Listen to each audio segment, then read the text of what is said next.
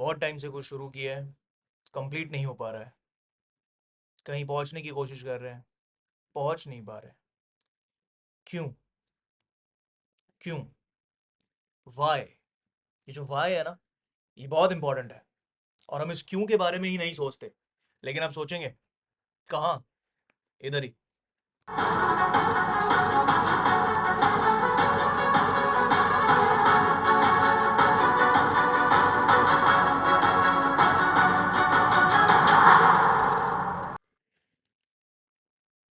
नमस्कार दोस्तों, मेरा नाम है कबीर। स्वागत है आपका मेरे चैनल पे जिसका नाम है the chief analyst. I am an analyst. Analyst सिर्फ not just by my designation. Designation तो मेरी कुछ और है। और एनालिस्ट मेरा कोर है। तो द चीफ एनालिस्ट क्यों, ये चैनल क्यों? ये चैनल मैं काफ़ी टाइम से स्टार्ट करने की सोच रहा था। और मुझे मुझे ऐसा लग रहा था कि शायद इस चैनल को स्टार्ट नहीं करना चाहिए, कुछ नहीं होगा। लेकिन फिर मैंने सोचा कि नहीं यार, मैं भी अगर ऐसे ही सोचूंगा तो यही तो पॉइंट है जिसको इरेडिकेट करना है, जिसको हटाना है। और वो पॉइंट क्या है एक्चुअली, इस चैनल के पीछे का मेरा मकसद क्या है? इस चैनल के पीछे का मेरा मकसद ये है कि बहुत सारी ऐसी बातें होती हैं जो हम आए दिन करते हैं। कभी अपनी लाइफ की प्रॉब्लम्स हो गई, खासकर सोसाइटल लेवल पे जितने भी इश्यूज हैं, हमारे समाज के लेवल पे, हमारे समाज में कितनी सारी ऐसी प्रॉब्लम है, कितनी सारी प्रॉब्लम है जिन पे हम बात करते हैं। हम सरकार को ब्लेम करते हैं और प्रशासन को ब्लेम करते हैं, आसपास वालों को ब्लेम करते हैं, लेकिन हम कभी ये नहीं सोचते कि ज़रूरी है क्या कि वो ही उनको ठीक करेंगे? क्या पता हमारी तरफ से भी थोड़ा-सा कंट्रीब्यूशन, थोड़ा-सा योगदान उसमें देने से वो प्रॉब्लम ठीक हो जाए। और ऐसा नहीं है हम नहीं सोचते, कुछ लोग सोचते भी हैं ऑफ कोर्स, बिल्कुल सोचते होंगे। लेकिन हम वो जो सोचते हैं ना, या जो वो हम कन्वर्सेशंस हमारी होती हैं, वो जो हमारी वार्तालाप होते हैं, वो चर्चे होते हैं, वो अक्सर करके चाय या ऑफिस में टी ब्रेक्स हो गए, या हम कभी किसी दोस्त के घर पे हैं, दोस्तों के बीच में बैठे हैं और हम लोग बात-वात कर रहे हैं, और उन प्रॉब्लम्स में हम बस थोड़ी देर चर्चा करते हैं, अपना-अपना ओपिनियन शेयर करते हैं, ओपिनियन थ्रो करते हैं, और कुछ नहीं, अगले दिन वही अपना सुबह-सुबह ऑफिस, सब मूव ऑन। उस चीज़ पे कुछ हुआ, ना उस चीज़ का कोई सॉल्यूशन निकला। क्यों नहीं निकला? क्योंकि उस चीज़ पे किसी ने फ़ॉलो अप नहीं किया। फ़ॉलो अप करना दोस्तों बहुत ज़रूरी है चीज़ों में। और फ़ॉलो हम सरकार से भी कर सकते हैं। लेकिन सरकार तक पहुँचने के लिए, जैसे कि मैंने कहा कि हमारे लेवल पे जो कंट्रीब्यूशन या जो योगदान की जो ज़रूरत है, या जिस जिस पहल की ज़रूरत है, क्या हम वो कर रहे हैं? तो सबसे पहले हमें इस बात को इंश्योर करना है, इस बात को हमें मतलब पक्का करना है कि हाँ, हम अपनी तरफ से एफर्ट ले रहे हैं। अक्सर करके आपने सुना होगा, कभी किसी की बहस होती है दोस्तों में, या कहीं पे भी घर पे, और आप अक्सर करके बहस में आप बोलते हैं आपने नहीं वो काम किया होता है, और आप सामने वाले को बोलते हैं कि भाई तू भी तो कर सकता था। ठीक है, तो दूसरा बंदा बोलता है भाई तुम भी तो कर सकते थे। तो क्या होता है ना, ये ब्लेम गेम चलता रहता है, लेकिन काम नहीं हो पाता है। और काम होना वो मेन इंपॉर्टेंट चीज़ है, क्योंकि काम होगा तो सब आगे बढ़ेंगे। तो बहुत सारी ऐसी चीज़ें हैं, बहुत सारे ऐसे टॉपिक्स हैं जिस पे हम इस चैनल में बात करेंगे, लेकिन मैं इस वीडियो को ज़्यादा लंबा रखने की कोशिश नहीं करूँगा। मैं इसको थोड़ा क्रिस्पी रखने की कोशिश करूँगा। इनफैक्ट अगर आप लोग चाहें, फॉर बेटर कन्वीनियंस, अगर आप लोग चाहें तो इसको 1.5x या 2x पे भी आप लोग करके देख सकते हैं इस वीडियो को। तो गाइज, वो कहते हैं ना, सक्सेसफुल होने के लिए सक्सेसफुल लोगों की कुछ बातों को मानना बहुत ज़रूरी होता है। और जैसे कि मैंने कहा कि अब इस चैनल पे मैं उन टॉपिक्स को आप लोगों तक लेके पहुंचना चाहता हूं जिस पे मुझे लगता है कि कुछ उनके सॉल्यूशन शायद हम लोग अपने तरफ से अगर करें तो हम ठीक कर सकते हैं, और हम उसको सुधार सकते हैं, उस सिचुएशन को हम सुधार सकते हैं बेसिकली। तो पहले मैं इसमें अपने बारे में थोड़ा सा बता देता हूँ। I am working as a project manager at T C S यानी टाटा कंसल्टेंसी। तो आज जो बेसिकली ये वीडियो है, ये बहुत ही इम्प्रॉम्प्टू थॉट मेरे दिमाग में आया, क्योंकि मैं अपनी इस चैनल की फर्स्ट वीडियो ऑफ कोर्स एक ऐसे टॉपिक पे ही बनाने वाला था जो मैं नेक्स्ट डालूंगा चैनल पे। लेकिन एक्चुअली कुछ दिन पहले हम सबको पता चला कि रतन टाटा साहब, उनका निधन हो गया, और अब वो हमारे हमारे बीच नहीं है। तो मैं, क्योंकि पर्सनली मैं तो मतलब टीसीएस में काम करता हूँ as a part of Tata family. हम लोगों को बहुत ज़्यादा ये सैड न्यूज़ है। और in fact not just for the Tata family, सभी लोगों के लिए, सभी देशवासियों के लिए, इवन बाहर भी जो जो लोग उनको उनको मानते थे या उनकी कुछ प्रिंसिपल्स को, आइडियोलॉजीज को फॉलो करते थे या अप्रिशिएट करते थे। तो पर्सनली मेरे लिए वो काफ़ी ज़्यादा आइडल रोल मॉडल किस्म के व्यक्ति वो मेरे लिए रहे हैं। और मैंने इनफैक्ट टीसीएस भी ज्वाइन यही सोच के किया था कि इसी उम्मीद से। एक्चुअली 2007 में मैं अब्दुल कलाम साहब से मिला था, जब वो प्रेसिडेंट थे हमारे, देश के राष्ट्रपति थे उस टाइम। 5 जुलाई 2007 की बात है ये। तो तब मैंने सोचा था कि मैंने लिस्ट बनाई कुछ लोगों की अपने जहन में, जिसमें कुछ 3-4 महान हस्तियों का मैंने नाम लिखा कि इनसे तो ज़रूर मतलब मिलना है। तो टाटा साहब का भी नाम उस लिस्ट में था। और अनफॉर्चुनेटली मेरी मुलाकात उनसे नहीं हो पाई। और अ, मतलब ये मेरी एक तमन्ना तमन्ना ही रह गई अब उनसे मिलने की, तो रतन सर से। और ऐसे मेरे जैसे और भी आप में से बहुत लोग होंगे जो शायद उनसे कभी मिलने की ऐसी ख्वाहिश रखते हो। लेकिन एनीवेज, अभी ये है कि हाँ, उनकी कही हुई ऐसी बहुत सारी बातें हैं, ऐसी बहुत सारी आइडियोलॉजीज़ हैं जो हम लोग अगर फॉलो करें अपनी डे टू डे लाइफ में, तो हम और ज़्यादा अपनी सोसाइटी को, अपने आसपास के माहौल को बहुत ही, मतलब इनफैक्ट और ज़्यादा खूबसूरत बना सकते हैं। तो ज़्यादा टाइम ना लेते हुए मैं उनके यहाँ पे कुछ उनके लाइफ के बहुत ही कुछ इम्पोर्टेंट किस्से मैं यहाँ पे शेयर करना चाहूँगा। हम लोग को मालूम है, टाटा साहब जो है वो, रतन सर बेसिकली वो जमशेद जी टाटा जिन्होंने टाटा ग्रुप को इस्टेब्लिश किया, उनके ग्रेट ग्रैंडसन थे, यानी कि बेटे के बेटे के बेटे। और वो टाटा ग्रुप के चेयरमैन थे। और ये तो मतलब बहुत बेस लेवल पे बातें हैं जो सबको पता है, लेकिन वो एज अ पर्सन व्यक्तिगत लेवल पे वो कैसे थे, या वो क्या एथिक्स रखते थे बेसिकली चीज़ों को लेकर। तो वो कुछ किस्से हैं इनके काफ़ी ज़्यादा, काफ़ी, मैं कहूँगा काफ़ी, कुछ बहुत फेमस हैं, कुछ कम फेमस हैं, लेकिन शायद आप लोगों तक पहुँचो शायद ना पहुँचो। तो एक किस्सा है उनकी, हमें पता है कि उन्होंने शादी नहीं की थी, और उन्होंने शादी क्यों नहीं की थी ये शायद कुछ लोगों को नहीं पता। तो शादी उन्होंने इसलिए नहीं की थी क्योंकि ऐसा नहीं है कि उनका मन नहीं था, ऐसा इसलिए क्योंकि वो जब अमेरिका में थे तो उनको किसी से प्यार हुआ था, प्रेम हुआ था, लेकिन वो लड़की जो थी उसके पेरेंट्स को इंडिया नहीं भेजना था अपनी बेटी को। और इस वजह से इनको था कि यार ठीक है, जिससे प्यार किया है तो उससे शादी नहीं अगर हो पाएगी तो मुझे शादी नहीं करनी।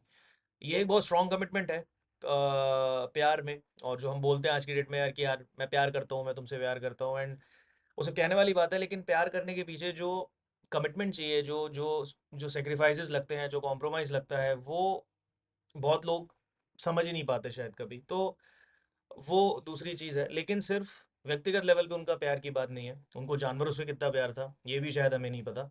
बहुत लोग जानते हैं, बहुत लोग शायद नहीं जानते होंगे लव स्टोरी के बारे में, तो फिर भी लोग थोड़ा बहुत दिलचस्प, थोड़ा रुचि रखते हैं, दिलचस्पी रखते हैं तो जान लेते हैं।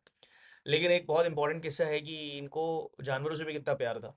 वही कि 2018 में इनको लाइफ टाइम अचीवमेंट अवार्ड से नवाजना था, और उसके लिए यूके के जो प्रिंस चार्ल्स, 2018 में उस टाइम प्रिंस थे वो, अभी तो राजा हो गए, तो उन्होंने इनवाइट किया था, और वो अवार्ड इनको मिलना था।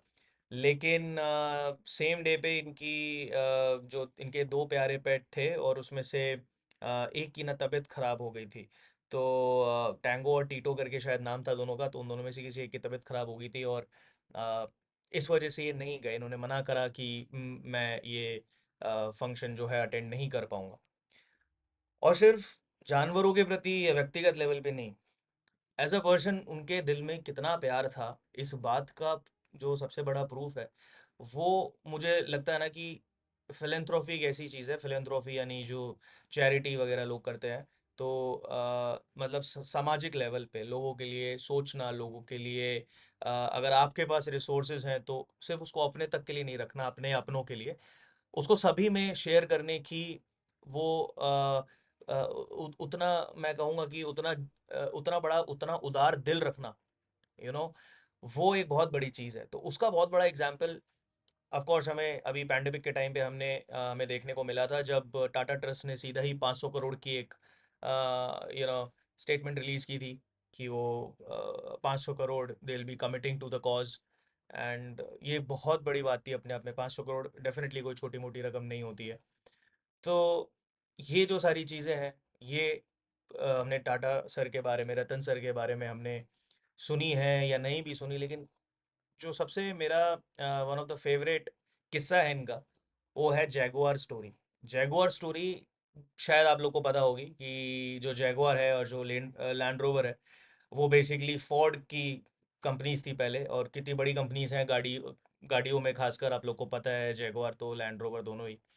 तो वो टाटा ने खरीदी, कब खरीदी कैसे, ये किस्सा शायद नहीं पता बहुतों को। तो वो किस्सा ऐसा था कि जब टाटा मोटर्स ने इंडिका लॉन्च की थी 1998 में, तो वो नहीं चली थी बहुत, काफ़ी बड़ा फेलियर वो साबित हुआ था, इंडियन मार्केट में नहीं चल पाया था। तो 1999 में टाटा सर जो है वो यूएस गए, और फोर्ड के जो चेयरपर्सन थे बिल फोर्ड, उनसे जाके मिले। उन्होंने कहा कि आप मतलब जो जो भी मतलब वो बिजनेस की बातें हुई कंपनी खरीदने की, तो बिल फोर्ड जो है मान गए, बोले ठीक है हम आपकी कंपनी खरीद लेंगे। लेकिन उन्होंने साथ में एक लाइन बोली कि ये ऐसा करके हम आप पे एक एहसान कर रहे हैं। तो रतन सर को ये बात पसंद नहीं आई। तो रतन सर वहाँ से निकले, एंड उन्होंने ऐसा मन बनाया कि नहीं, मुझे ये नहीं बेचनी, मुझे कंपनी अपने पास रखनी है। फिर 2008 में मतलब कंपनी उन्होंने नहीं बेची रतन सर ने, और कंपनी चली, अच्छी चली, हिट हो गई। फिर 2008 में फोर्ड, क्योंकि 2007 का जो रिसेशन आया था उसके बाद फोर्ड काफ़ी ज़्यादा यूएस मार्केट में गिर गई थी, और वो नहीं अच्छा कर पा रही थी मार्केट में, और काफ़ी ज़्यादा मतलब उन्होंने बैंक्रप्सी शायद डिक्लेयर कर दिया था फोर्ड ने। तो तब उस टाइम फोर्ड कंपनी ने टाटा को अपने टाटा इंडस्ट्री को मतलब अपने टाटा ऑटोमोबाइल्स को रीच आउट किया। तो रतन सर से मुलाकात करने आए उस टाइम पे जो फोर्ड के जो थे चेयरपर्सन, और उन्होंने मतलब फिर वहाँ पे डील वील साइन हुई, और काफ़ी मोटी डील थी ये, मेरे ख्याल से कुछ $2.3 बिलियन, 2.3 3.2, मैं कंफ्यूज हूँ। तो लेकिन काफ़ी बड़ी डील थी ये, और तब उन्होंने बोला कि आप हमसे ये खरीद के हम पे एहसान कर रहे हैं। तो ऐसी है कि एक काफ़ी इंटरेस्टिंग रेवेंज स्टोरी है बेसिकली। और ये मतलब ये नहीं कि सामने से किसी ने कुछ बोल दिया तो आप मतलब उसको बहुत सेंटिमेंटल भी थे रतन सर, कि नहीं मेरे को ऐसा नहीं है, अगर मेरे कोई प्रोडक्ट अभी मतलब एहसान तो देखो मैं नहीं लूंगा, ठीक है, मैं उसको नहीं चला, मैं उसको कर दूंगा। और एक बहुत इनकी खास बात थी जो मैं आगे भी डिस्कस करूंगा, कि ये ना फेलियर्स को रिवॉर्ड करते थे। अपने टाटा ग्रुप में कई कंपनीज में इन्होंने एक एनुअल कॉन्टेस्ट भी निकाला था, जिसमें इन्होंने बोला था कि साल का जो सबसे बेस्ट फेल्ड आइडिया होगा उसको रिवॉर्ड किया जाएगा। तो इनका बेसिकली कहना था कि आप काम करो, नए नए आइडियाज निकालो, आप काम करो, आप बिल्कुल भी फिक्र मत करो फेलियर की। अगर आपका आइडिया अच्छा है, ठीक है, किसी कारणवश वो नहीं चल पाया, कभी कभी होता है, आइडिया में कोई बुराई नहीं होती, लेकिन एग्जीक्यूशन में बुराई होती है, डिलीवरी में बुराई होती है, या कभी कभी बस यूं कहो कि वक्त नहीं साथ देता है, लेकिन आइडिया अच्छा होता है। तो इनका कहना था कि आप रुको नहीं, अपने मतलब फेलियर के डर से कुछ स्टार्ट ना करना ही ये सबसे बड़ा फेलियर होता है, ऐसा इनका कहना था। लेकिन वो हम बाद में आगे बात करेंगे। एक बहुत जो दिलचस्प किस्सा है, वो है ताज अटैक का, जो 26/11 हमारे जो मुंबई में टेररिस्ट अटैक हुए थे, और काफ़ी ज़्यादा जैसे अपना पूरा देश और देश के बाहर भी सब लोग काफ़ी मतलब बहुत ही वो एक मैं कहूँगा दिल दहलाने वाला इंसिडेंट था। तो उस टाइम पे भी रतन सर की जो पर्सनालिटी कितनी स्ट्रांग थी, वो इस बात का उन्होंने उस टाइम पे भी प्रमाण दिया। हम सबको पता है, उन्होंने साफ बोला था अथॉरिटीज को कि मेरी प्रॉपर्टी को पूरा बॉम्ब करना पड़े कर दो, लेकिन एक भी जो आतंकवादी है वो नहीं जिंदा वहां से बच के बाहर आना चाहिए, मतलब जिंदा आ जाए, मतलब भागना नहीं चाहिए, ठीक है, एक भी खाली नहीं भागना चाहिए। तो ये जो माइंडसेट था ना, तो एक बहुत इंपॉर्टेंट इसका एक किस्सा था कि ताज अटैक जब हुआ, तो उसके बाद इन्होंने ताज ग्रुप ने अपना टाटा ग्रुप ने टेंडर निकाला उसको, उसके मरम्मत वगैरह का। तो पाकिस्तान से भी दो बड़े बिजनेसमैन आए, जो आके मुंबई में आके इनके ऑफिस में आके बैठ गए और इनसे मिलना चाहते थे। तो रतन सर ने उनको शाम को कहलवा दिया कि नहीं यार, मैं तो नहीं मिल पाऊंगा। तो एक उनकी जो भी मतलब ऑफिस में थे, उन्होंने बोल दिया ऐसा। तो वो बिजनेसमैन गए दिल्ली, और उन्होंने वहाँ पे आके किसी कांग्रेस के लीडर से थोड़ा सा अपना एक जैक लगाया, और बोला कि यार हमारी बात करवाओ और हमको वो टेंडर दिलवाओ। तो उन्होंने फ़ोन किया उस मिनिस्टर ने, और रतन सर ने साफ बोला कि यार तुम शेमलेस हो गए, लेकिन मैं नहीं हूँ, और ये बोल के सीधा फ़ोन काट दिया। क्यों? क्योंकि वो पाकिस्तानी बिजनेसमैन को वो टेंडर नहीं देना चाहते थे। नो मैटर वो कितने बड़े बिजनेसमैन हो, या नो मैटर वो कितना ही अच्छा काम करके दें, लेकिन पाकिस्तानियों को तो नहीं देना था। ये अपने देश के प्रति भी एक जो कमिटमेंट है, जो प्यार है, और जो मैं कहूँगा जो जो स्ट्रॉन्ग माइंडसेट है, ये उसका एक बहुत सीधा एग्जांपल था। और सिर्फ यही नहीं रुके, इसके बाद पाकिस्तानी गवर्नमेंट ने बहुत सारी टाटा सुमो का भी ऑर्डर दिया, और इन्होंने वो भी मना कर दिया कि पाकिस्तानी गवर्नमेंट ने दिया था टाटा सुमो को इंपोर्ट करने के लिए, तो अपने टाटा ग्रुप ने मना कर दिया, रतन सेन ने साफ मना कर दिया कि पाकिस्तानियों के साथ कोई बिजनेस नहीं करना। जो मतलब सोचो, वो बिजनेसमैन थे, और एक बिजनेसमैन के लिए सबसे पहले क्या आता है? बिजनेस आता है, काम आता है, पैसा आता है। लेकिन नहीं, उन्होंने वहां पर भी ये शो किया कि मैं बिजनेसमैन बाद में हूँ, लेकिन एक हिंदुस्तानी पहले हूँ, मैं एक देशभक्त पहले हूँ।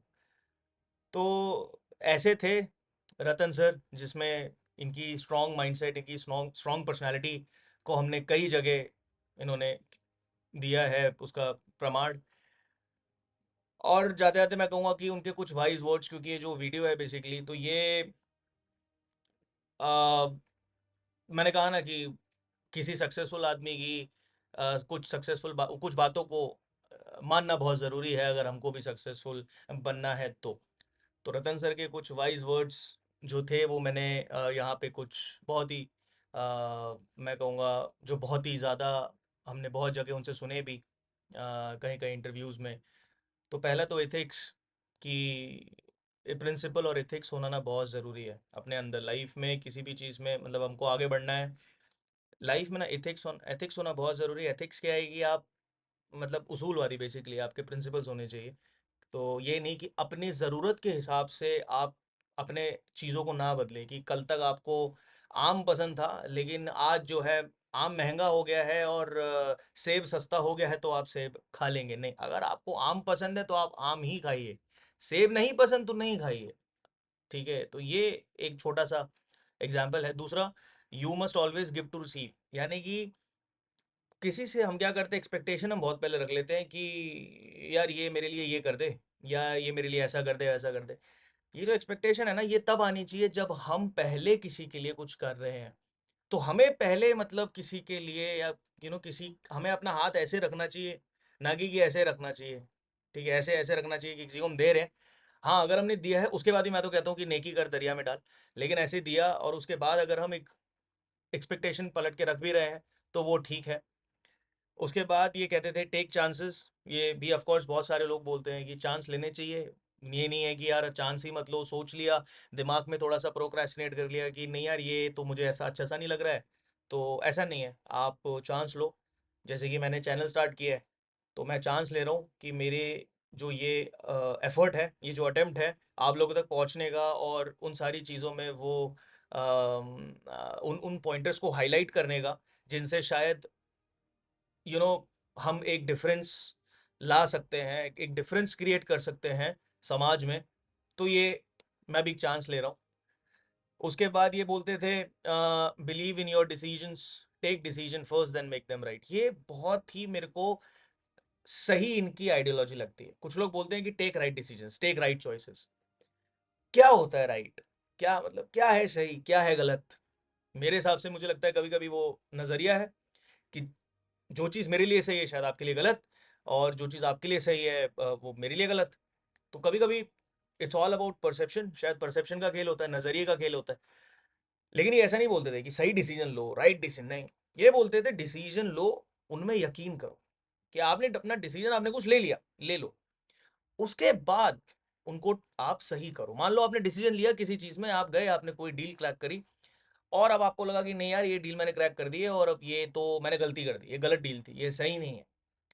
तो आपने क्रैक कर दी है, आपने कुछ सोच के की होगी, जिस टाइम आपने वो डील क्रैक करी उस टाइम पे आपके दिमाग में ज़रूर कुछ ना कुछ कैलकुलेशंस आपने करी होंगी। तो अब आपको उस डील को क्रैक करने के बाद जो भी आपने वादे भरे हैं डिलीवरी के लिए, उसको आप पूरा कीजिए। आपने जो डिसीजन लिया अब उसे सही कीजिए।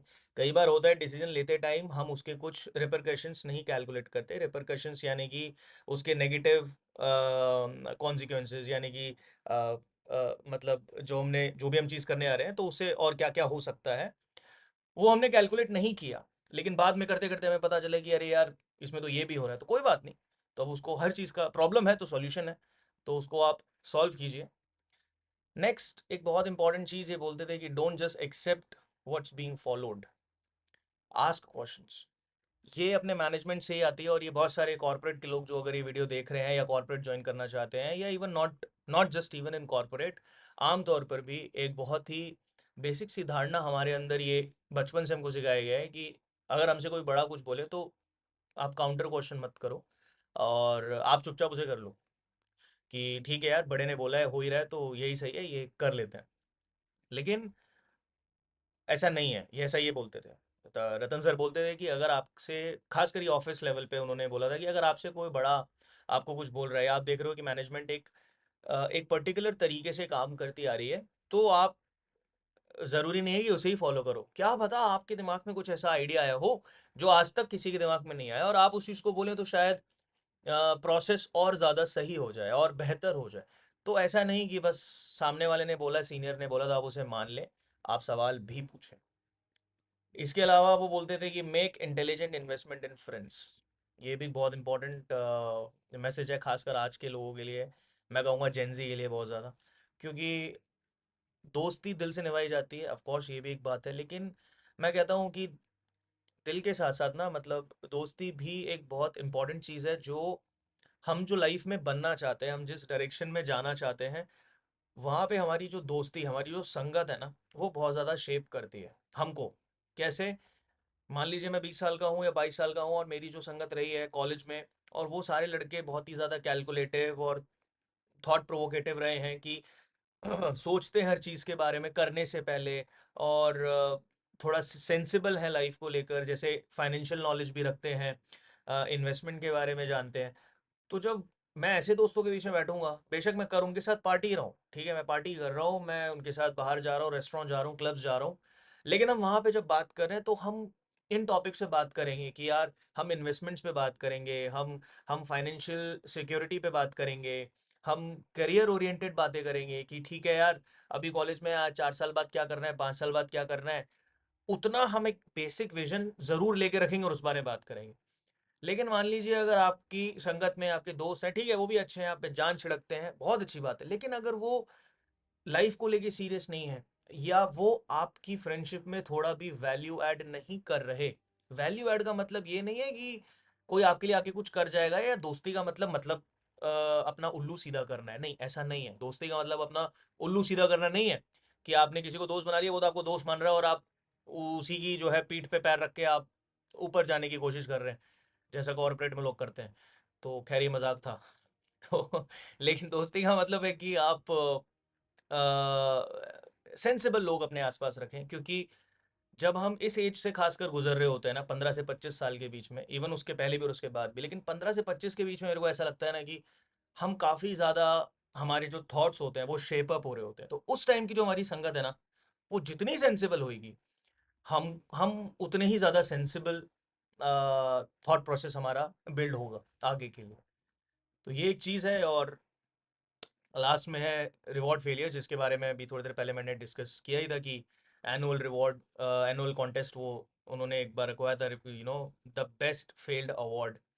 और ये वाकई में एक बहुत ही ज़्यादा मैं कहूँगा अच्छी पहल भी थी, क्योंकि इसके बाद लोगों ने ट्राई करना शुरू भी किया, और बहुत से लोग जो शायद सिर्फ फेलियर के डर से बैठ जाते हैं और अपने आइडियाज़ को अपने तक ही रख लेते हैं, बाहर नहीं, टेबल पे लाते ही नहीं हैं, उन लोगों ने भी वहाँ पे खुद को प्रेजेंट आउट करना शुरू किया।